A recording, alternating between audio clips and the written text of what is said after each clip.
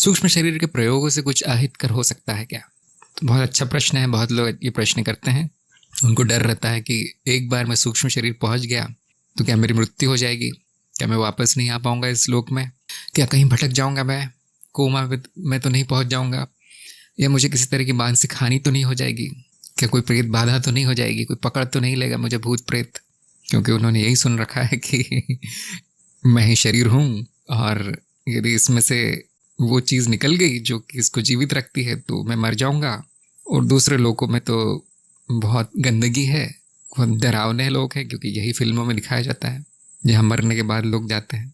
तो तरह तरह की यदि धारणाएं हैं, मान्यताएं हैं, अज्ञान है, तो फिर ऐसे लोगों को ये प्रयोग करने ही नहीं चाहिए।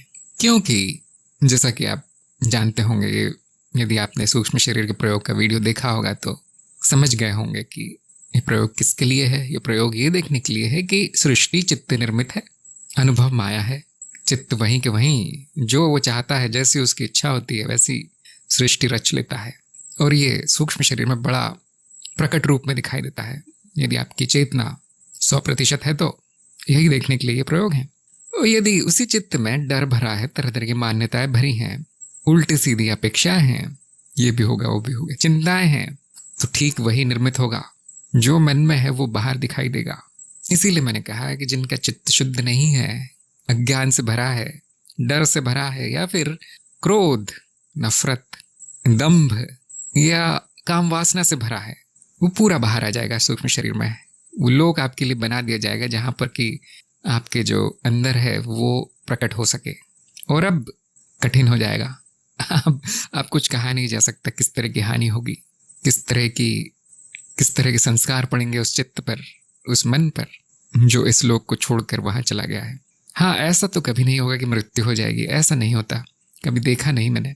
बहुत बड़ा ही योगी होना चाहिए जो कि ये कर सके कि वो इस शरीर को हमेशा के लिए छोड़ सके और हमेशा के लिए शुद्ध सूक्ष्म शरीर में, सूक्ष्म लोक में पहुंच सके अपने मन से, अपनी मर्जी से। बहुत बहुत बड़ी सिद्धि उसको चाहिए होगी।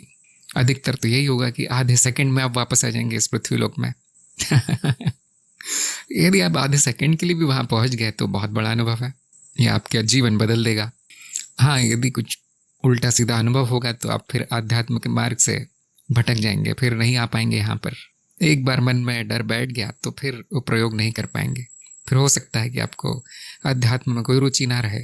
लोग समझते हैं अध्यात्म का अर्थ है इस तरह के प्रयोग करना, इधर उधर लोकों में भटकना, सिद्धियां प्राप्त करना। अध्यात्म का वो अर्थ नहीं है।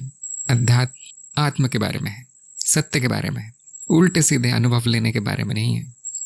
तो ये तो अहितकर ही हो गया कि अध्यात्म से भटक गया व्यक्ति, आया था कुछ सुन के इधर उधर, अब इस तरह के प्रयोग कर लिए, अब डर पैदा हो गया मन में, डर बैठ गया है, तरह तरह की अवधारणाएं, मान्यताएं, अंधश्रद्धा, अंध भक्ति, अंध विश्वास मन में बैठ गए हैं तरह तरह के। अब वो आगे नहीं बढ़ पाएगा। इससे बड़ा अहित क्या होगा? उसका एक जीवन नष्ट हो गया। इसीलिए ध्यान से देखें, वहां जो चेतावनी लिखी है ध्यान से देखें। जो अपेक्षित ज्ञान मैंने कहा है वो ध्यान से देखें क्या कहा है, उसके बाद ही इस मार्ग पर जाएं। किन्हीं और लोकों में जाना है या स्वप्न लोक में जाना बहुत आसान है, बच्चे भी कर लेते हैं। आप यूट्यूब पर ढूंढेंगे तो हजारों वीडियो मिल जाएंगे जहाँ पे तरह तरह के अनुभव लोगों को हुए हैं। वैसे बुरे अनुभव तो कम होते हैं, क्योंकि बुराई भी हमारी बनाई हुई है, अच्छाई भी हमारी बनाई हुई है।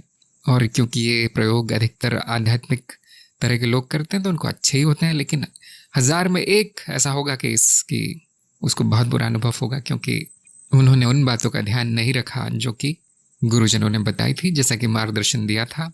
उन सबको उन्होंने छोड़कर सीधे डुबकी लगा दी परलोक में। न चित्त शुद्धि की, न ज्ञान दूर किया, न अंधविश्वास दूर किए। अब ऐसा व्यक्ति तो ज्ञान मार्ग के या किसी और आध्यात्मिक मार्ग के लायक भी नहीं है।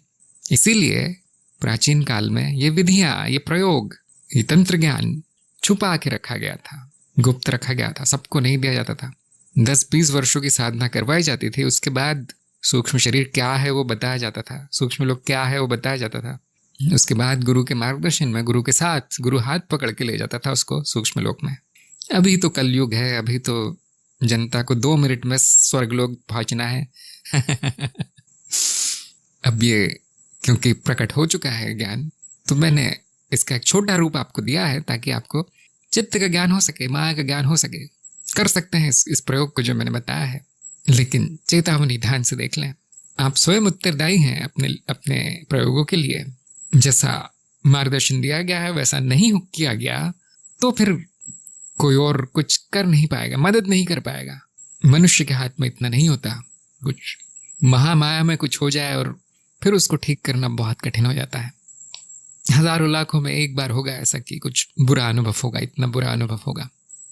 हाँ, एक बार आप प्रवीण हो गए इसमें कि अब सूक्ष्म लोग की चाबी आपके हाथ में आ गई, तो फिर आपको कोई मार्गदर्शन की आवश्यकता नहीं है, फिर आपको कोई चेतावनी की आवश्यकता नहीं है। अब आप तांत्रिक हो गए हैं, अब आप स्वयं समझ गए हैं किससे हानि हो सकती, किससे नहीं हो सकती, इतना अनुभव हो गया है। तो ऐसे व्यक्ति के लिए प्रयोग नहीं बताए गए हैं जो कि पूरी तरह से निपुण है, पूरी तरह से पारंगत है, बड़ा तांत्रिक है। उनको मैं कुछ नहीं सिखा सकता। जो आध्यात्म मार्ग पर नए नए आए हैं उनके लिए प्रयोग है। इन प्रयोगों से अधिकतर कोई हानि नहीं होगी। हाँ, कोई बहुत ही अज्ञानी व्यक्ति, मूर्ख व्यक्ति या दुष्ट व्यक्ति पहुंच जाता है यहाँ तक, तो थोड़ी बहुत संभावना है कि कुछ उल्टा सीधा हो जाए। अध्यात्म का शिष्य जो बुद्धिमान है, जिसमें न डर है, न मान्यताएं हैं, न अंधविश्वास है, जो एक वैज्ञानिक की तरह है, जो कि अपने यंत्र लेके पहुंच जाता है प्रयोग करने के लिए, उसको कुछ भी नहीं होगा। उसको डरने की आवश्यकता नहीं है, उसको कोई हानि नहीं होगी।